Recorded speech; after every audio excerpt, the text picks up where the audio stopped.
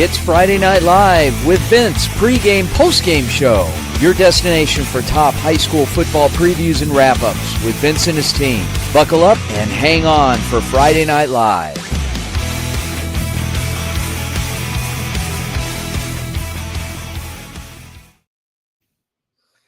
Good evening, ladies and gentlemen. Welcome to another edition of Friday Night Live pregame show presented by the Varsity Sports Show. My name is Vince DeLisio, and so excited.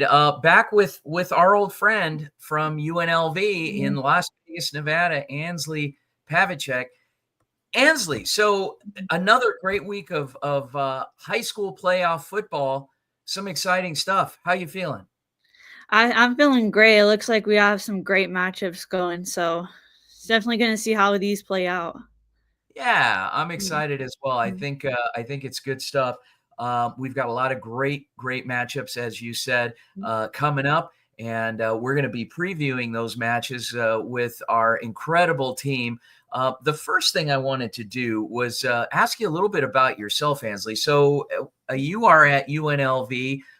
You're a Las Vegas native. How are you liking the school?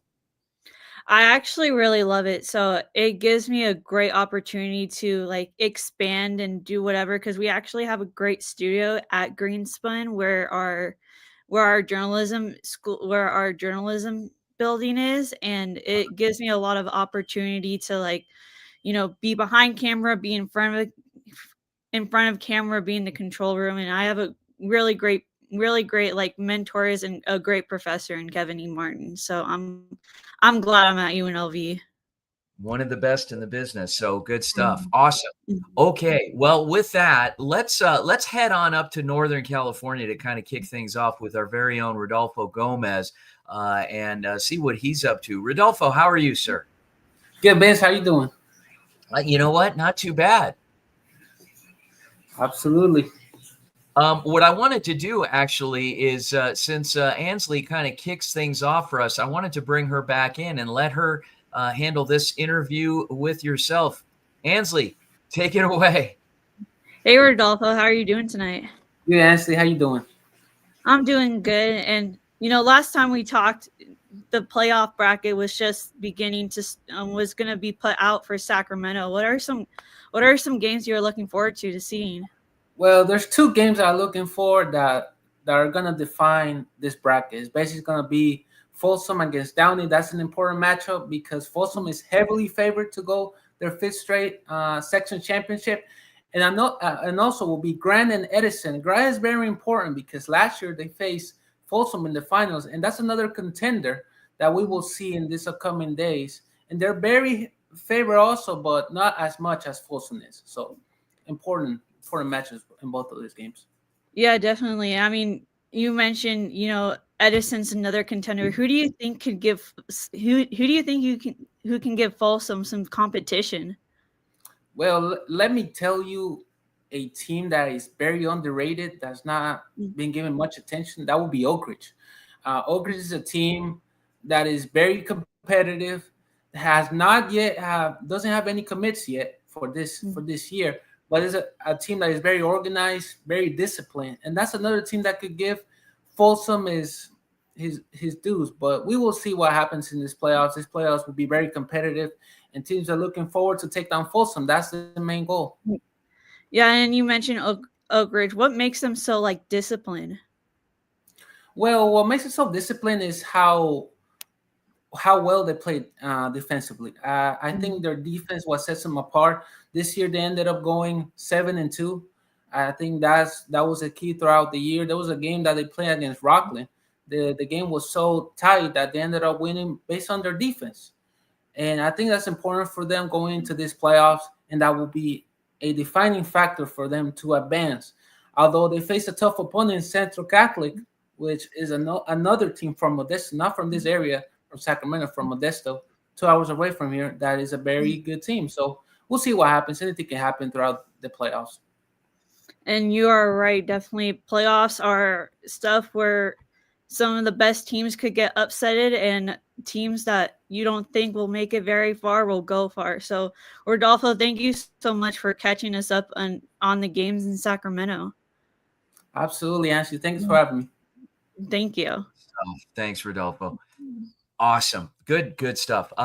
It's interesting because as different as some of these areas, parts of the country are, there's a lot of commonalities with these big time rivalries, with big time recruits in different parts of particularly in Northern California, Southern California, state of Arizona, Texas, Nevada, Las Vegas, obviously. So speaking of which, we are going to go to Southern Arizona.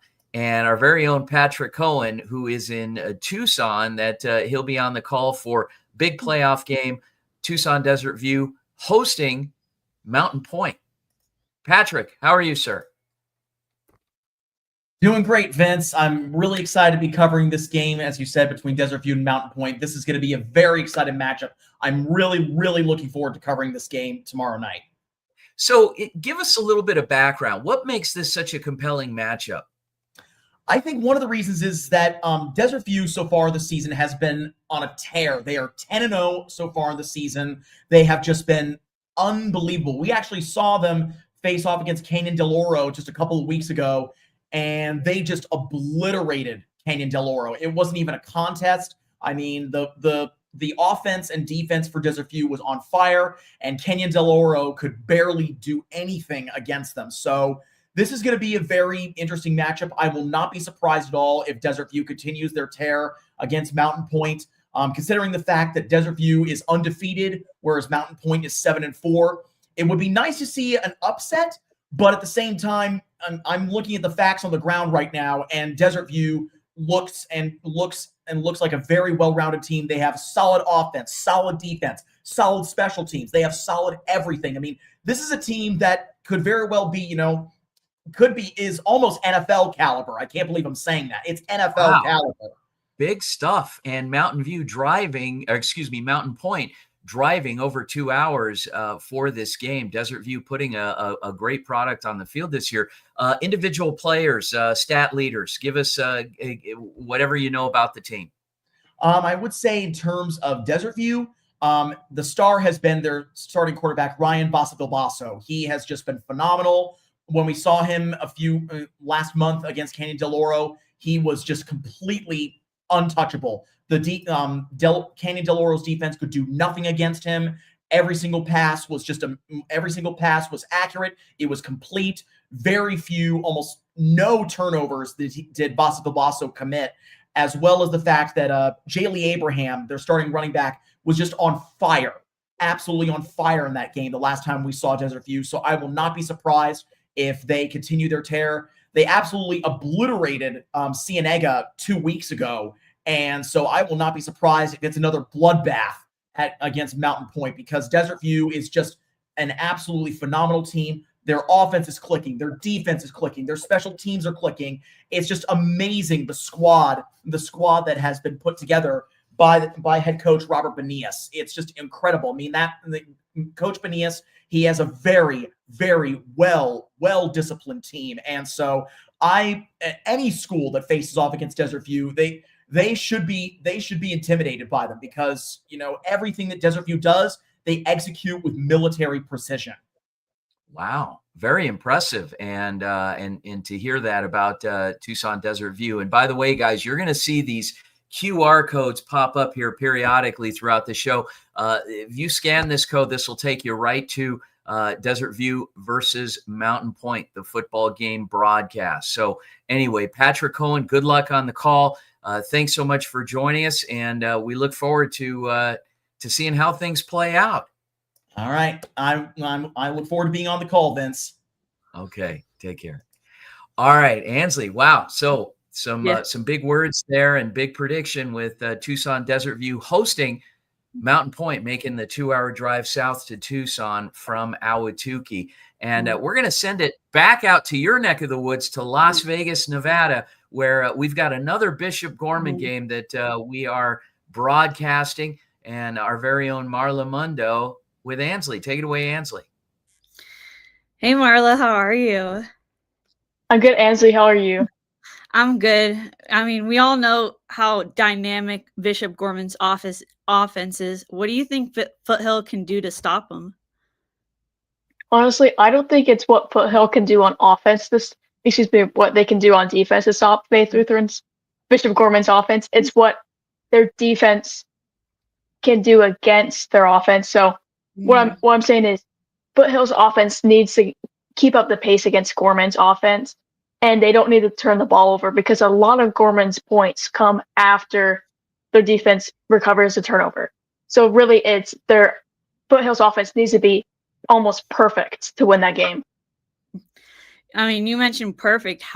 You mentioned no turnovers, but what else can they do to be perfect on offense? Well, they've just got to get longer plays and longer drives because Bishop Gorman plays at a higher pace than most high schools in this valley. I know you know that, and I know that they play at such a fast pace. They score, I believe, you called that game against Mojave. They scored 21 points in the first 6 minutes. Yeah. So if Foothill wants to win this game, they have to pace out this game. They need to be on offense more of the time if they're up. I mean, you mentioned, but what can Foothill? I mean, I don't think no one can stop Bishop Gorman. We both seen that. But what do you think Foothill can do to provide that upset if there is an upset?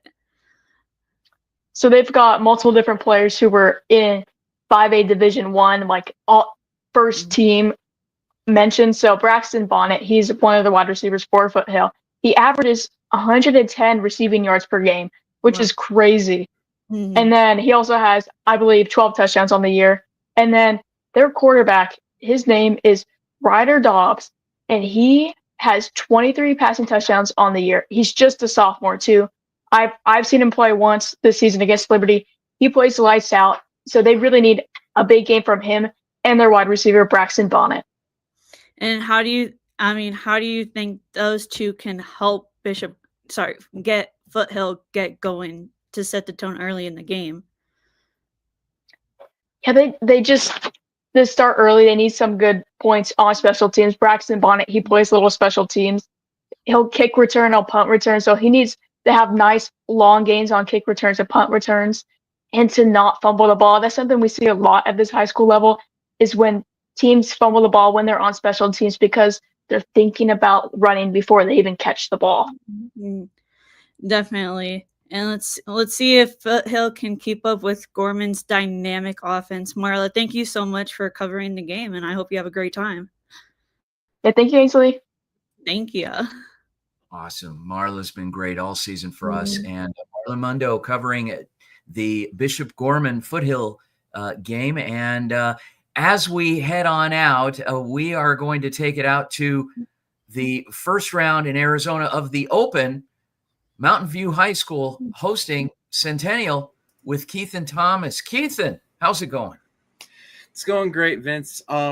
This just talking about the game. This is probably the most excited I've been to call a game thus far. There's so much. Why? Tell me why. Well, okay, let's start simple, right? So this is a rematch of the 6A championship from last year, Centennial and Mountain View, where Centennial from the 14 seed came all the way back and defeated Mountain View. Now, these two teams both share similar DNAs, both high-powered offenses, and they don't really allow a lot of points. On Mountain View side, we've talked to death about the greatness of Brady Goodman, and what I would say is the top wide receiving core in the state of Arizona in Ziggy Galaviz, Talon Arnett, and Teo Weeks, all incredibly dynamic players. But then on the flip side with Centennial, their offensive line is bookended by two D1 commits in Benjamin Lothar going to Stanford, which is a huge program, and then Ty Gates, who is committed to New Mexico. So it's going to be a crazy game. It's going to be what I predict to be a little bit of a track meet. It's going to be very, very interesting to see what goes on there. You mentioned Centennial last year as a 14 seed. They were, as far back as I can remember, the only 3-7 team to run the table in the postseason and win a state championship.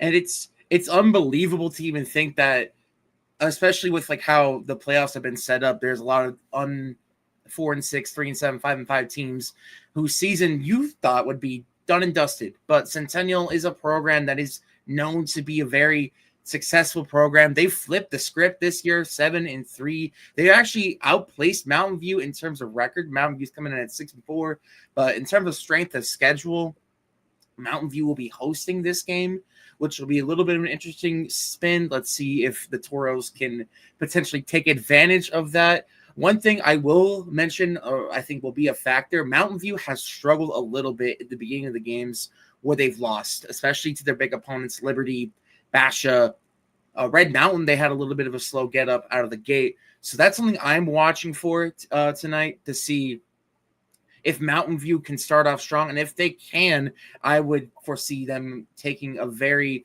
big lead to start and then taking the rest of the way through. Keaton, if I'm not mistaken, you're an alum. A little bit. Is my bias showing? Is my bias showing just a little bit? Just a tad. Just it's sad. Listen, I would love to see my Toros win a state championship. It's been too long. It's been a little too long. I would like to see the campus of champions be champions once more. Awesome. Well, there you have it. Keith and Thomas on the preview of the open first round. Mountain View hosting Centennial, a rematch of last year's 6A state championship game. So, Keithan, thanks again. Good luck on the call, and we'll circle back with you a little later on. Of course. Have a good one. All right. Guys, we're going to take it to a commercial break. We'll be right back here on Friday Night Live pregame show. We'll be right back. Don't go anywhere.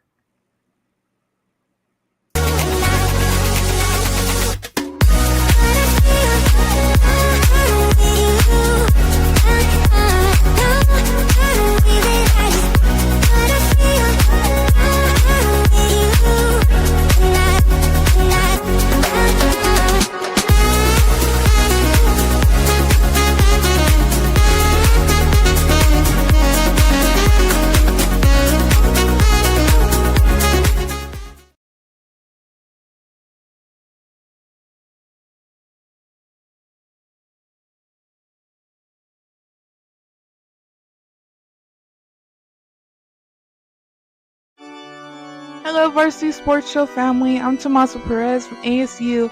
Join me as I bring you inspiring sports stories and updates from our Catholic schools, where faith, tradition, and athletics come together.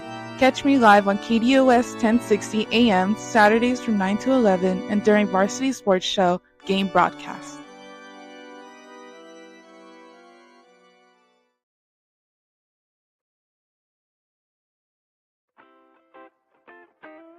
The Angry Crab Shack in Tempe, with an experience so good it remains indescribable, with something for every seafood lover.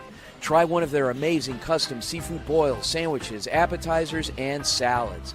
Angry Crab Shack Tempe is located east of I-10 on Warner Road, 480-674-3847.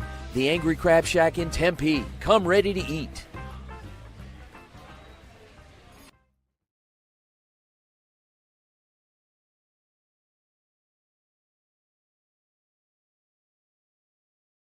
Hey guys, good afternoon.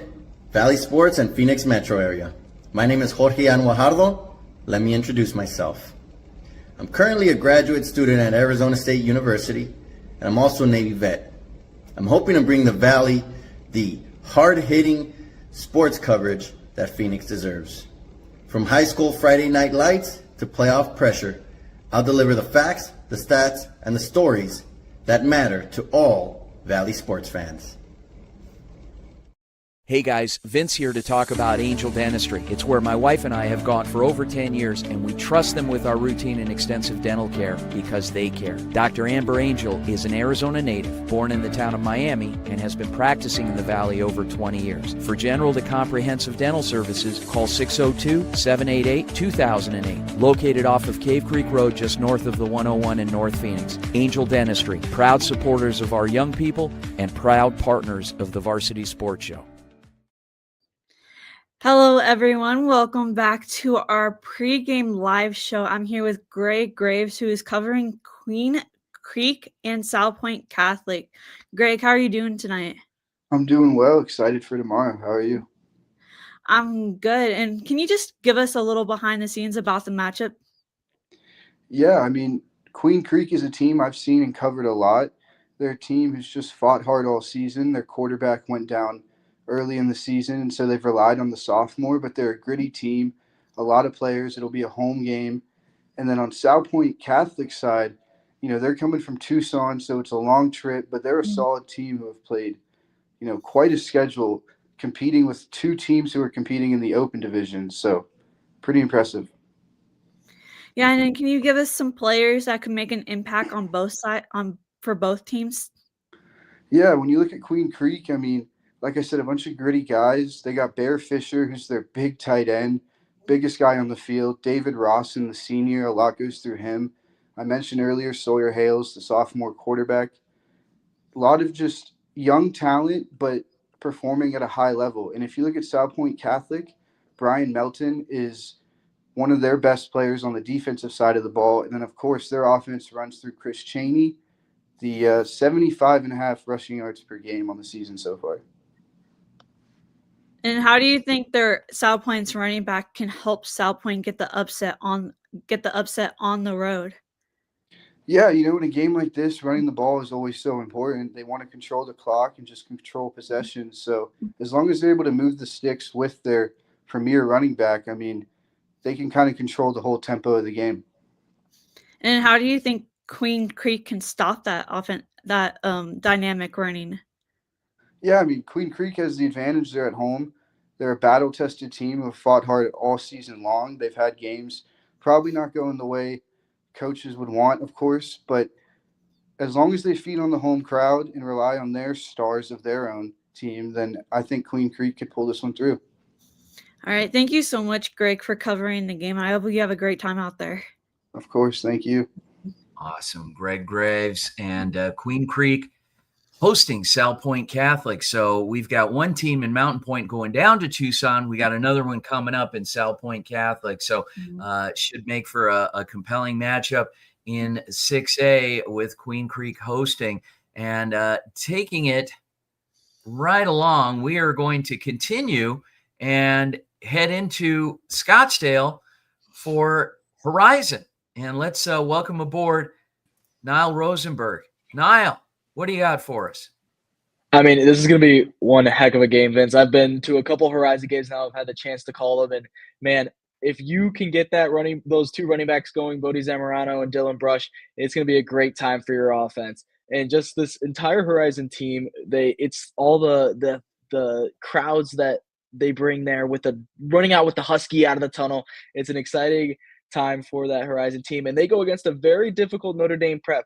This one guy I got for you, Vince, Nate Jones, 23.5 tackles for loss this season. I mean, what a player, what a good defensive guy. And on the same time, for Notre Dame prep, they have a fantastic running back, Decker Haskins-Smith, who's been really solid this season. I mean, on offense, he's been rushing for over 1,000 yards. It's 1,120. And I mean, it'll be a trenches battle that will be very exciting to call. I want to know, this is not the first time they played this season, and the last one was quite an exciting finish. Give us kind of a quick recap of that one. Yeah, I mean, when you have a triple OT game, what more do you want out of a football game? I mean, these two teams are extremely close. That's how close they are, triple overtime. And it was a battle of these running backs. I mean, Zamorano had 82 yards. Landon Stitch on the other side for Notre Dame prep had 3 touchdowns with 90 yards. And so just absolute chaos, high scoring. We'll see if it happens again. But, man, just talking about it now fires me up. Well, not only that, there's a phenomenal freshman running back for the Horizon Huskies as well that's been making a splash this season in relief of the senior Zamorano. Yeah, Dylan Brush has been absolutely fantastic this season. I mean, he normally, the first couple games I called of them, he would come in those fourth quarter situations where, he's not needed. They'll just have him go. And then when Brush is able to get activated like he has been all season, he's been fantastic. I mean, he leads the team in rushing touchdowns, right? He's got 9 to Bodie's 8. And so he's someone who, for the next couple of years, Horizon high school fans, Husky fans, you're going to love him. Awesome. Well, there you have it. Niall Rosenberg. Niall, good luck on the call. Horizon, Notre Dame Prep, Part 2. So looking forward to this one, and we'll let you go, and we look forward to a recap. So thanks again, Niall. Of course. Thank you very much. All right. There you have it. Ansley, so coming up, we are going to take it out to Gilbert, Arizona, with our very own Greg Zabert. Take it away, Ansley. Hey, Greg, how are you doing tonight? I'm well. How about you? I'm doing good. I mean, man, Gilbert North has been amazing this season. How do you think they can use that momentum heading into this playoff game? Yeah, I like that you talk about the momentum that they have. They currently are on a 6-game win streak in which all of their wins have been by more than 20 points. This is a team taking a ton of momentum in there. They've been playing some fantastic defensive football. They held Mountain Point to only 3 points in their last game. That was 2 weeks ago in the regular season because they got the bye week last week due to the fact that the 2 seed. This is a defense that's averaging almost 2.5 turnovers a game. They picked the ball off really well, forced a lot of fumbles. They're just a really, really complete defensive team, and I think that's going to be their key to victory against Mountain View. Yeah. And then who are some players that we should look out for both teams? Yeah, I'll start on ALA Gilbert North since we were talking about them. I think that they've got a great wide receiver quarterback duo in Ben Livingston and Isaac Massey. Livingston currently has 26 touchdowns, only 4 interceptions. He's having a fantastic season. And then Massey has been just a fantastic red zone option. 700 yards is decent, but 13 touchdowns is really incredible. This is a duo that everybody should be looking for when ALA gets down to the 20, that type of situation, because that connection's been really good there.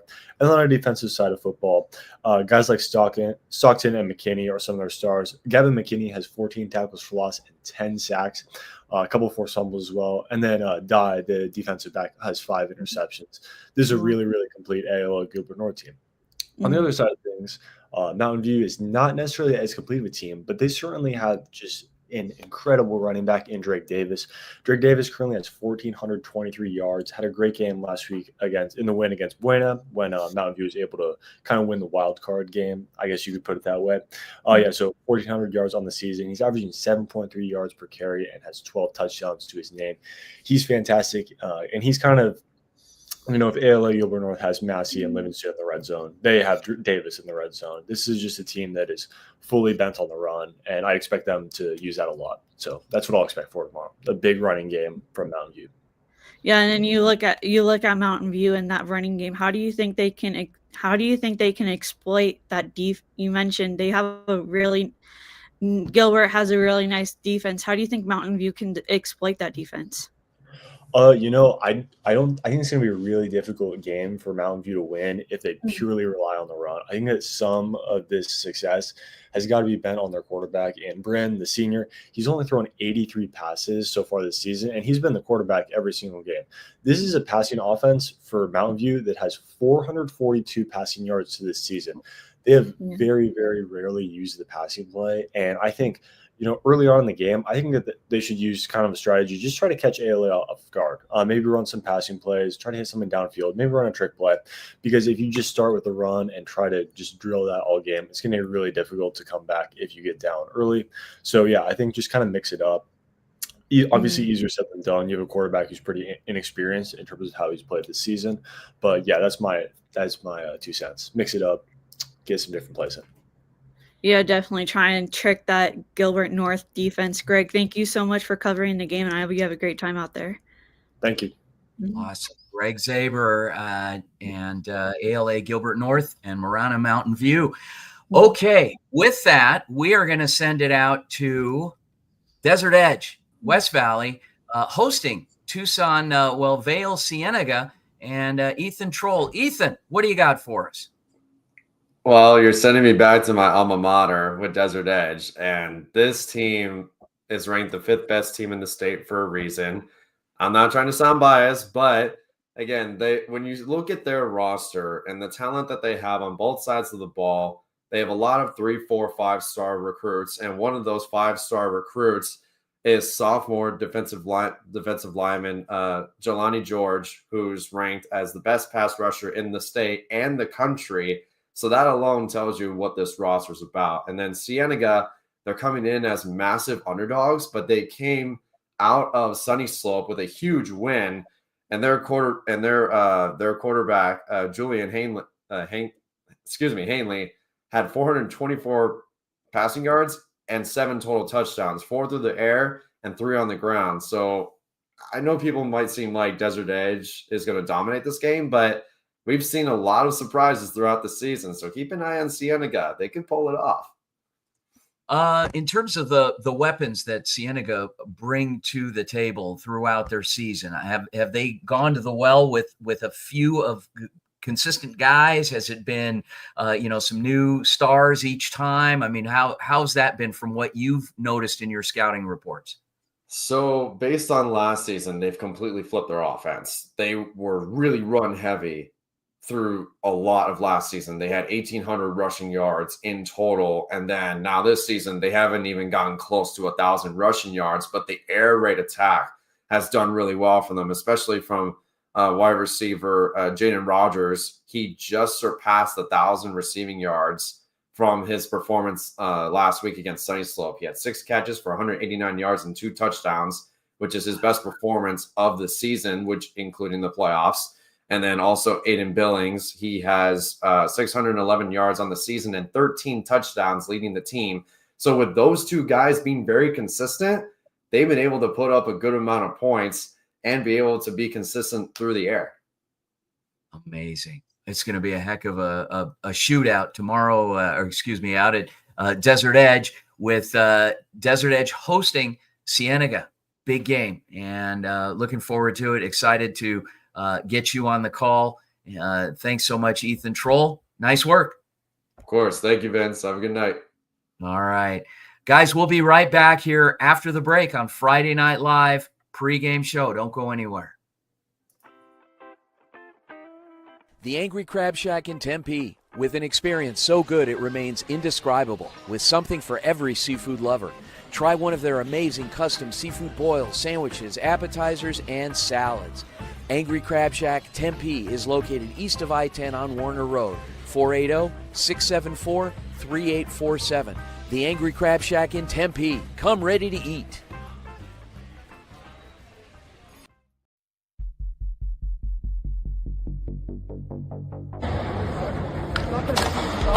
What's up, everybody? It's Rob Blackley, Medicine in Motion, out here in Paris.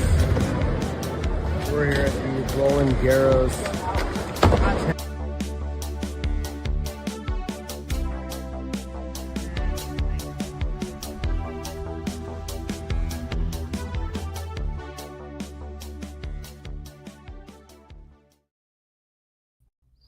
All right, you guys. So back here for Friday Night Live pregame show with Ansley Pavlicek. Ansley, going to be an exciting night of high school football. Looking forward to it. Also looking forward to the postgame wrap on our postgame report at 10 p.m. Coming back and hearing from those same field correspondents and a few more of some other games. So any final thoughts on the games? Well, I think it's going to be interesting. I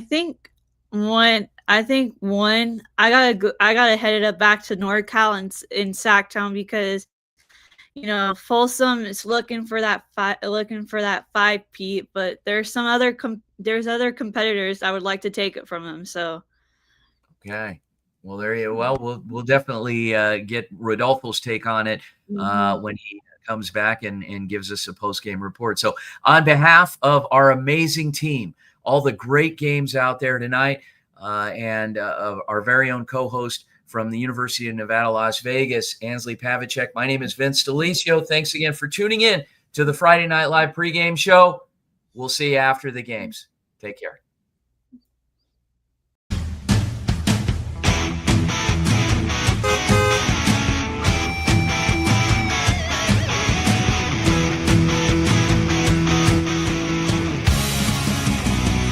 It's Friday Night Live with Vince, pregame, postgame show.